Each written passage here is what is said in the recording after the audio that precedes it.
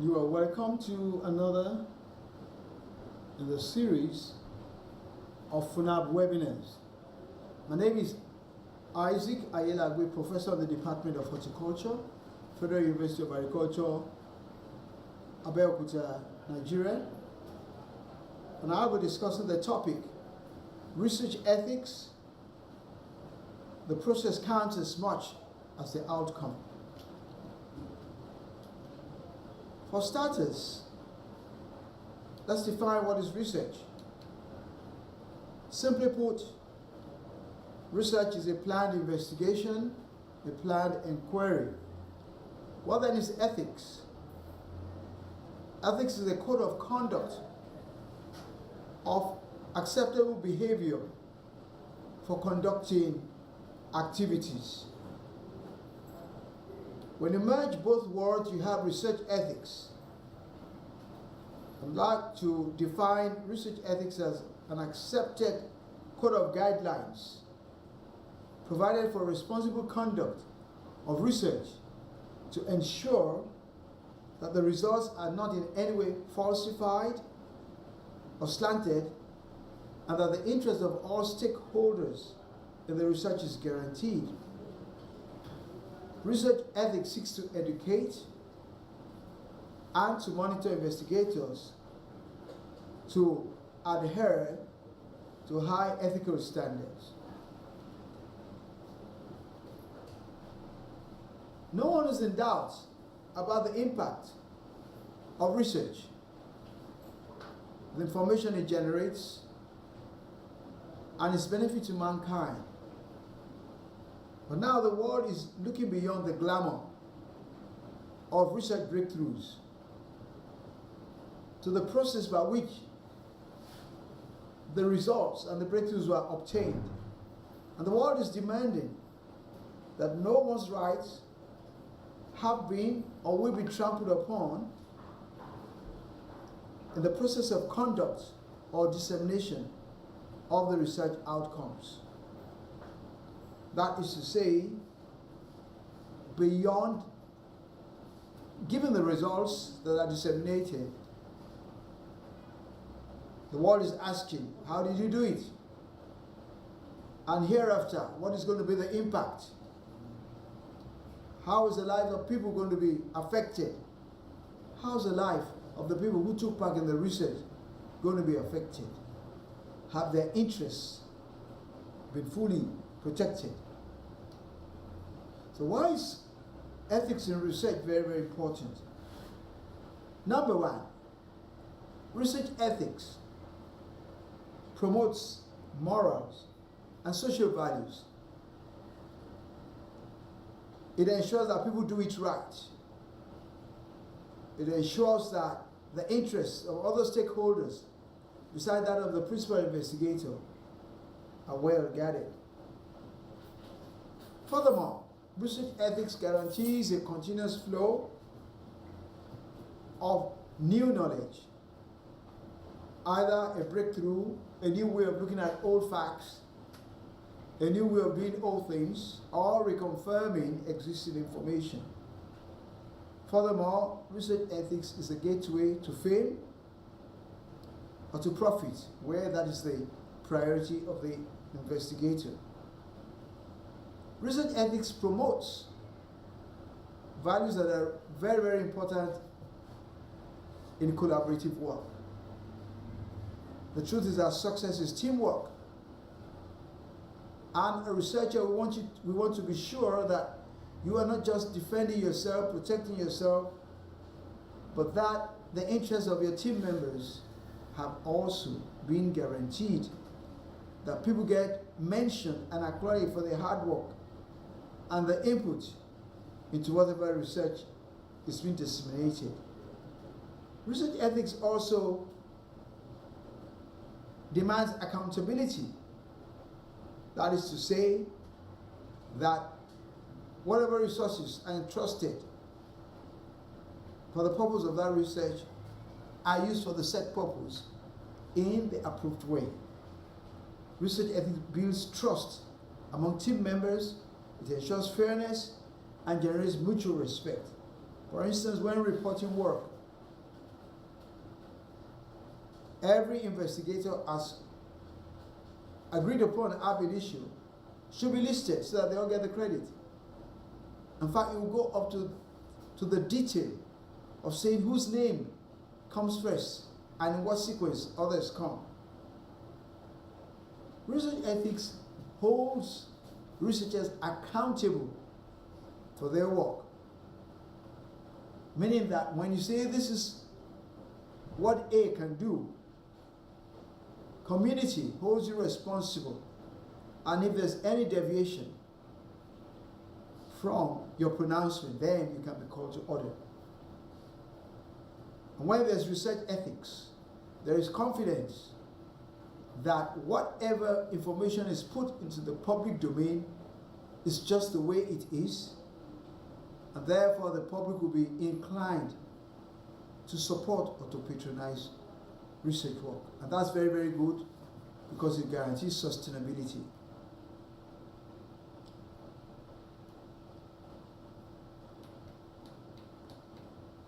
Most great institutions of the world subscribe to research ethics because that is the new fad. Because people are going beyond saying, oh, that looks good. Because the world is asking, how did you arrive at this conclusion? Did you step on anybody? Or is anybody's life going to be jeopardized by this research breakthrough? For instance, Stanford University in the United States is committed to the highest scholarly and ethical standards among its students, its faculty, and staff. And education in ethical conduct of research is on the front burner and is considered as being key to fostering the high standards for which Stanford is known for. Now, Egypt has gone a step further. It not only subscribes to research ethics, it seeks to standardize research ethics nationwide and has therefore founded a research network of research ethics committees. Cambridge University in the United Kingdom, for all its fame, only came out with a pronouncement on research ethics as late as 2009. And the research ethics covers research that involves human beings. The University of Makerere in Uganda, in East Africa, also subscribes to research ethics, where it is focused on activities in the School of Health Sciences. The Federal University of Agriculture of Abeokuta, although it is not, it doesn't have a faculty of medicine, has also recently signed on to research ethics. And what that means is that all the activities, be it engineering, veterinary medicine, agriculture, the natural sciences, all of them are answerable for the ethical dimension of the work we conduct. And that, in my opinion, is a plus for the Federal University of Agriculture. Now, what are the things we need to look out for? And what are the principles on which research ethics run? Number one is honesty and truthfulness. For instance, when you fly a title for a research project, the title that is advertised must match the content, almost by 100% overlay. Your title can say something, and the body of research says another. That's deception, and that would not be acceptable. Furthermore, when reporting data, it's not allowed for you to pad results, to slant results, to fiddle with information, to create an impression other than what is the reality. Furthermore still, under the category of truthfulness and honesty, you are not allowed to hide information, especially when the release of that information will give a new interpretation to the results you're excited about. I'll give you an example. For instance, you've just come up with a pharmaceutical which works wonders, but has side effects on the health of those who use it. Or that pharmaceutical cannot be used by certain people who have a certain condition.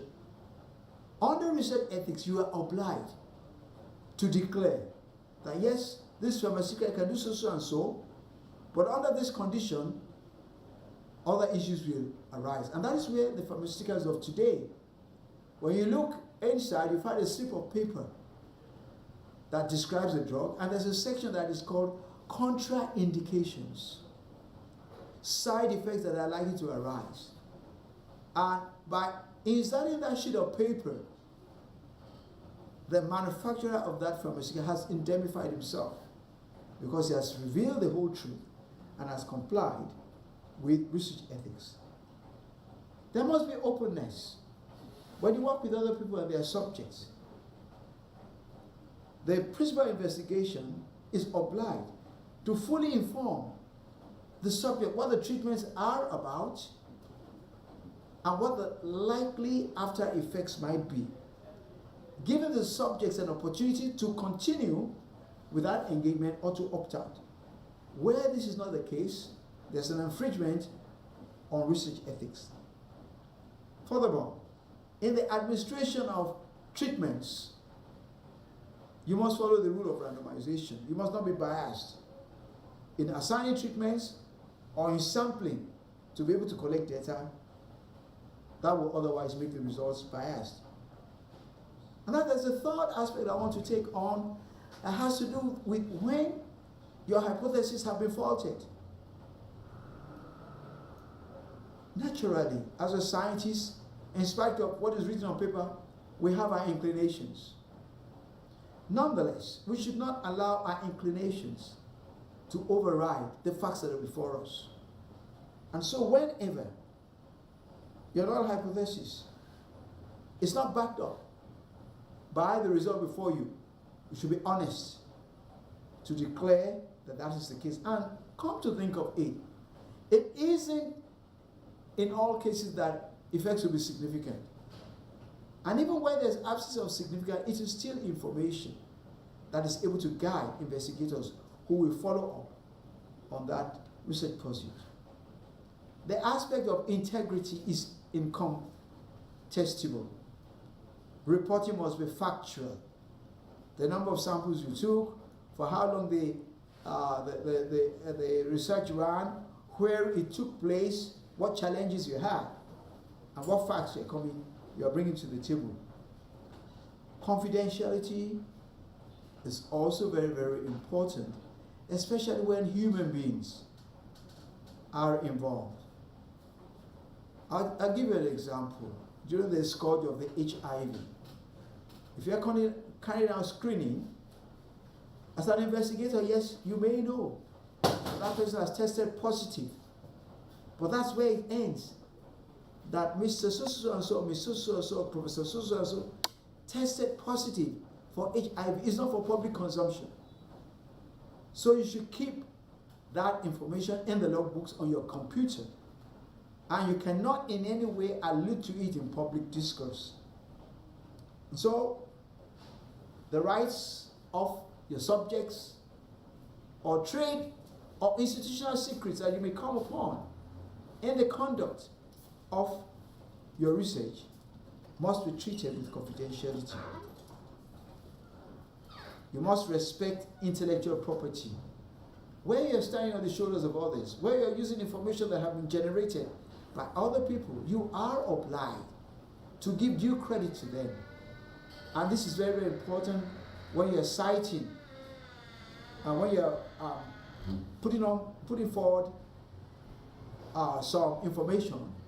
You want to let the people know that you didn't do that work. You are in fact citing somebody else's work and you give him the full credit. There must be responsible monitoring to make sure that the articulation, the conduct, and reporting of research are compliant with ethical research. In so doing, I'm bringing to the fore to let you know that research ethics doesn't just apply when you're articulating a proposal. Research ethics applies when you are conducting the research. Research ethics also applies when you are reporting on the research. So at every stage of the work, compliance with research ethics is demanded. And you may get away with some things at the stage of the proposal, but you may be faulted in the conduct of the research if, for instance, you are not adhering to what you said you would do in the proposal. If you change anything, then you've infringed upon ethics because you have fiddled with the proposal. And it is known fact that these days, some journals of high repute insist on having a certificate of ethical approval as one of the conditions for considering any manuscript for publication. The aspect of welfare is also important in research ethics. Beyond the glamour and the applause a principal scientist receives for his work, there must be expert statement of the fact that the welfare of every member of the team and their well-being during the research and thereafter have been guaranteed. That is to say that nobody should fall ill as a result of participating in that research endeavor, and that all precautions have been taken to make sure that that does not happen. Is ethical misconduct in research a reality? Yes. There are possibilities, and the following possibilities exist: fabrication of results, plagiarizing, that is copying somebody's work word for word without giving due credit to the original owner of the work, falsification of research data to make it say what you want it to say, failure to disclose full information, and that is called slanting. Slanting is removing some aspects of information so that the information you disseminate to the public has a different meaning than the actual reality. Failure to obtain subject's consent is a misconduct. And of course, laundering of grants.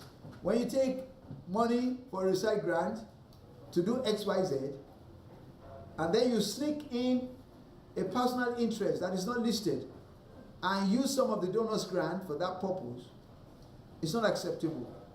You can't buy a new chair or a new table or a new computer from your research grant if it has not been agreed upon in the bid. Are there consequences of ethical misconduct in research? Yes, there are. The major one is the defamation of character of the researcher. What I'm saying that in just one mistake or in one case of misconduct, a researcher can wipe out the good record he has built probably for 3 decades. And later on I'm going to give you examples, real life examples. And sometimes the name of the institution is also affected.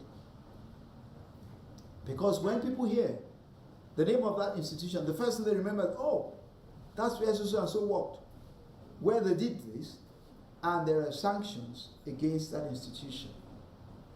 Naturally, what follows is a cutback in grant allocation, because if people can't trust you to use their money well, then they're not going to give it to you. And let me say and share with the audience that in some extreme cases, ethical misconduct in research can lead to imprisonment. And I'm going to back this up with examples. Now, I'll take the first example, Edward Jenner. You may or may not know him, was a British physician, and he was the one who promoted vaccination. And what did he do? He took pus from victims of cowpox and injected it on a young child of 8 years old to prove that if you had cowpox, you acquired immunity against smallpox, because smallpox at that time, that was during 1796 and the years thereabout, was a serious problem, disfiguring people, making them blind, and people were eager for the answer. And Edward Jenner came up with this hypothesis that, well, if you have cowpox, then your body generates antibodies and you're not likely to succumb to smallpox. And he did. And he received a lot of acclaim because the boy whom he injected with the cowpox, who had cowpox, now acquired immunity to smallpox. At that time, he was applauded. But as an afterthought, this case has been penciled down as a case of ethical misconduct. Why is that so? That's because the subject, the boy who was used, was a minor. He did not have an opportunity to say yes or no. Number two, his consent was not sought. So that's that. It's public information that during the Second World War in Nazi Germany, all sorts of unthinkable experiments took place, wherein human beings were used to conduct dehumanizing experiments. Human beings were infected with pathogens to see whether or not they would survive. Human beings were subjected to dehumanizing conditions. And the truth is that many of these subjects died. Whereas during 1939 to 1945, nobody raised eyebrows. Today, people look back. And the nation that is associated with this heinous act, although they probably were not party to it, they're still ashamed that somebody that belonged to that country permitted such a bad thing to happen. And so the point is that it doesn't matter how long ago it took place, when people find out, it's going to reduce your ranking as a scientist. I also want to refer to the Milgram experiments in the United States of America, 1961 through to 1963, where the subjects that took part in the experiment were deceived about the real intention of the experiment, and they ended up doing things they normally would not have done if they knew the real aim of the experiment. There's a case of Amekudi in the United States of America, 2010 to 2016, who exaggerated the results of experiments based on manipulated data. There's a case of Diederik Stapel of Netherlands, 2011, who was a Dutch psychologist who falsified data, and later on he falls into disrepute. The last one I'm going to give you is Dr. Craig Grimes of the United States, who ended up being jailed for laundering research grants because he got millions, more than $1 million grant in US dollars, and later it was found out that he got it under pretext. At the end of the day, the jury found him guilty. He was stripped of his honor and he was sent to jail. Dozens of researchers commit ethical lapses. Many of them go unnoticed or unpunished. But the truth is that the world is not paying closer attention. And very, very recently, just this year, I read in a journal, I want to withhold the name of the journal, where a reviewer is being publicly called to order and is being put on notice that his unethical behavior is going to warrant sanctions. So, the world is not just making an empty threat. The world is serious about research ethics, and those who intend to pursue a life of research must pay attention to this fact. At the Federal University of Agriculture, we are also interested in research ethics. We're a specialized university. We rank second in Nigeria and 26th in Africa in the ranking of universities and higher education institutions. But the aim of this university is not just to stay at second and 26th. This university wants to come first. We have a tripodal mandate of teaching, research, and extension, And by reason of this fact, the university is interested in research ethics because research is a cardinal point of our existence. These 10 top universities are highly rated. University of Cape Town, South Africa, Stellenbosch, South Africa, University of Witwatersrand in South Africa, University of Johannesburg in South Africa, University of KwaZulu-Natal, South Africa, University of Pretoria, South Africa, University of Cape Coast in Ghana, Egypt Japan University of Science and Technology in Egypt, Northwest University in South Africa, and University of the Western Cape. All in South Africa. Those are the top 10 in Africa. The dream of FUNAAB is to beat this team and to be the one to be mentioned first, but that's going to take a lot of work, and we are prepared to do it. Therefore, to make that happen this year, FUNAAB published its Research Ethics Policy. And since I believe that many of the viewers today are likely to come from FUNAAB, it's my obligation to let you know, more so because I serve as the chairman of the University Research and Ethics Committee. 1. FUNAAB Research Ethics Policy is a statement of intent regarding acceptable guidelines for the conceptualization, the conduct, and the reporting of investigations that involve FUNAAB in any way. If you want to conduct your research in FUNAAB, you need ethical approval. You are a member of staff of FUNAAB, you want to conduct research anywhere, you need ethical approval. The reason is that anything that you do in or as a member of FUNAAB has a potential backlash. I want to make sure that that does not happen. The research ethics of FUNAAB focuses on best practices, and this policy is binding on all investigators who belong to FUNAAB as members of staff or who carry out their work within the perimeter of FUNAAB. What does it cover? 1, it clearly states the obligations of FUNAAB to the investigator. And that is accompanied by a commitment to support the bid for grants, a commitment to release project funds promptly, a commitment to create an enabling environment that includes security of personnel, research materials, and research facilities. The other area of coverage is informed procurement and management.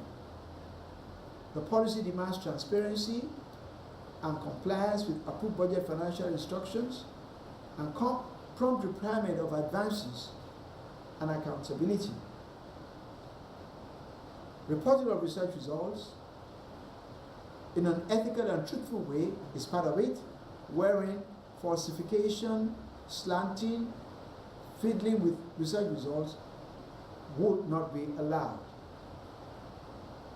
Environmental protection also comes under the ambit of the ethics, whereby no investigator is allowed, will be permitted, will be given permission or approval to carry out a research which is likely to have negative impact on the climate, pollute the environment, threaten conservation of biodiversity, or in any way infringe upon food safety. As part of guaranteeing the safety of personnel, there is a clause on biosafety.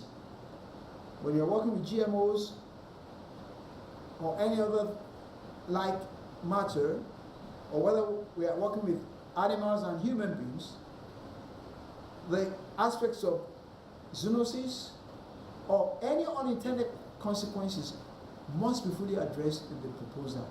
For instance, you are not allowed to be careless enough to make pathogens escape into the environment beyond the confines of the place where you're carrying out the experiment.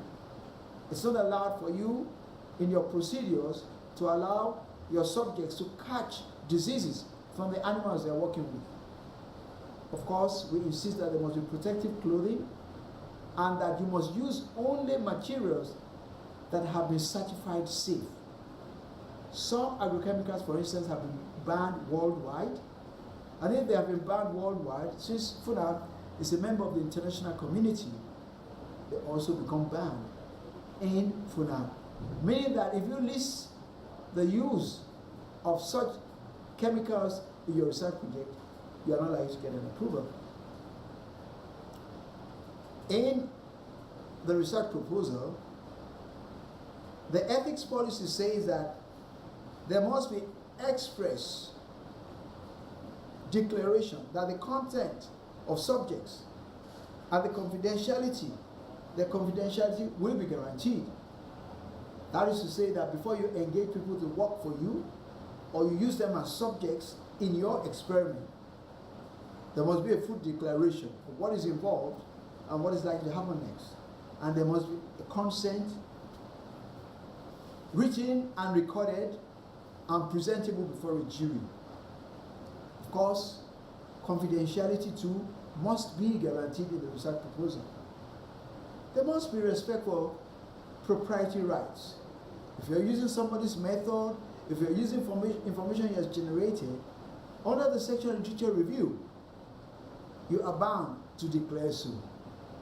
There's enough within the evaluation of proposals to be able to detect whether you have plagiarized. And in that case, if you exceed the limit of plagiarization, your application will be turned down.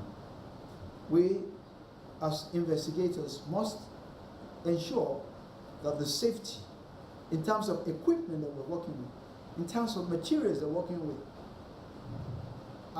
they're guaranteed. For instance, we won't permit you to use a faulty experiment that can cause an explosion. We won't allow you to use chemicals which are hazardous, which are likely to cause incineration. And so these are some of the things that come under the research ethics for FUNAAB. And of course, there's the aspect of equity, which says that everybody is equal. There should be no bias for gender, there should be no bias for race, or any other category. A human being is a human being, and they will be treated alike. Under research themes, the research ethics guarantees that there will be no fettering. There's academic freedom. You are at liberty to choose your research theme in as much as it doesn't interfere with the set goals of FUNAAB, and it's not likely to tarnish its image. We insist that the title must be apt. It must reflect what the proposal is all about. The aspect of listing of investigators and their competencies is very, very important. We want to know whether your team is really equipped to be able to carry out this investigation based on their expertises. Then the aspect of eligibility. If, for instance, you have a record of not using your funds well, automatically you are out. If you don't retire advances, if your accounts are always in disarray, then FUNAAB will not endorse you. For those who fall into the undergraduate and postgraduate or staff categories, we have profiled processing fees, because all the work of going through approval takes a lot of time and resources, and there are fees to pay. For instance, if your work is internationally funded, you pay a token of $100. If your work is locally funded from external sources, you pay 30,000 naira. If your work is personally funded, you pay 15,000. And if it doesn't fall into any of those categories, you still pay 15,000. We believe that these fees are affordable, and we believe that this is necessary to be able to sustain the process of evaluation and processing for ethical approval. The safety of researchers, as I said earlier on, includes stating that there will be protective clothing, stating that your equipment are in good order and safe to use, stating that XYZ chemicals will be used and all precautions have been made to make sure that they don't cause any injury to those who use them. A statement that hazardous material will be safely disposed of. A safety 2 to 3 hours of laboratory, when you're handling laboratory animals. A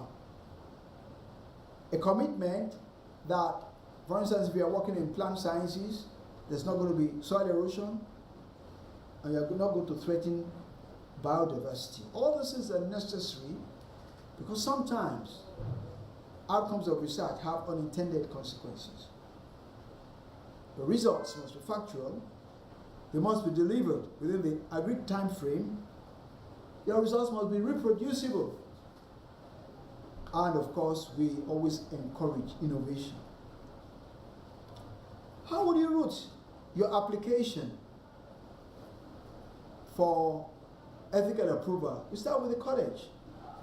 The college is the first clearing house. You start among your colleagues, they know you. They know you whether you are competent. They have the technical sagacity to be able to know that whether what you're proposing is doable or it will result in a waste of funds.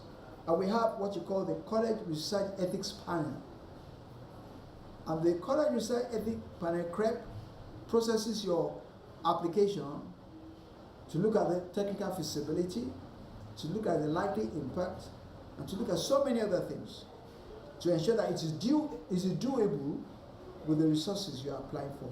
If CREP finds the proposal worthy, they now pass it on to UREC, the University Research Ethics Committee.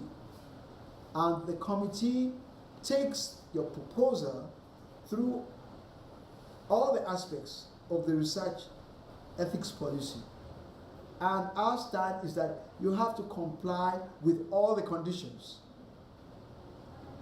In exceptional cases, we may take a fast track processing. That is to say, it doesn't have to go to the CREP, it comes straight to UREC. But this is in exceptional cases.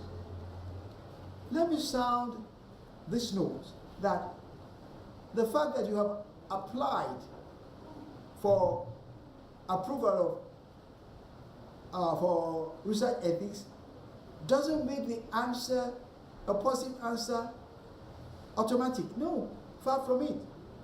There are 3 possibilities that we can respond even after you are paid to process. You can have an approval, and that is our desire if you qualify for it. 2, you might require some amendments. And number 3, there might be an outright denial to say this cannot go. So be prepared and do a lot of work before you send your papers in. As I round up this presentation, the essence is to let us know that the process of research counts as much as the outcome. And we're looking beyond the results of research to look at how it was conducted and what is likely to happen thereafter.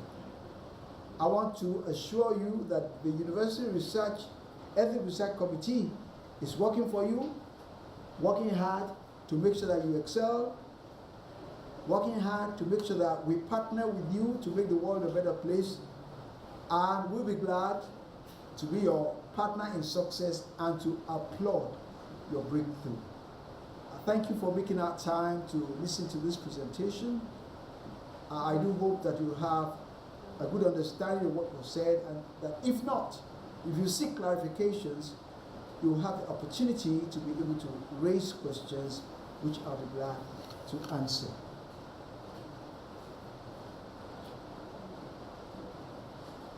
Thank you very, very much.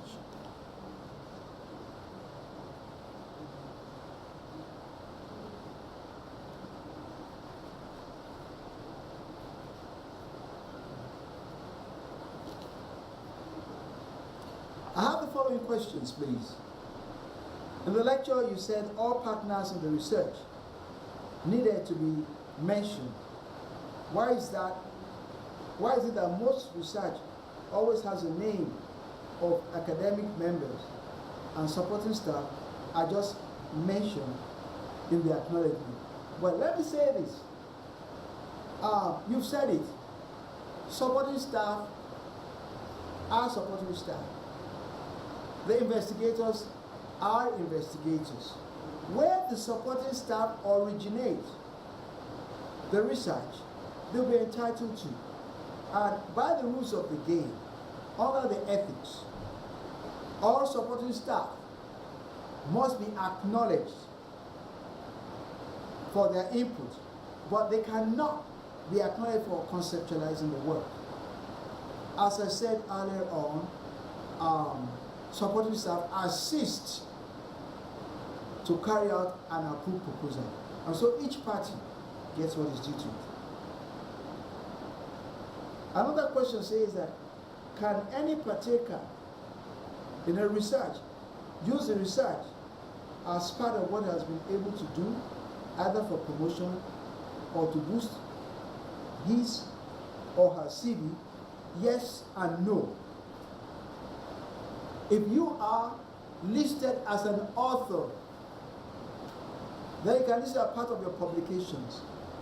But if you were not listed as an author, you still have a right to be able to say that I was part of the research team of number XYZ 2023, where I served as this. So you get the credit as a supporting staff. But if you were part of the investigators, then you can use the reference as part of your publication. And I think that is the way to go.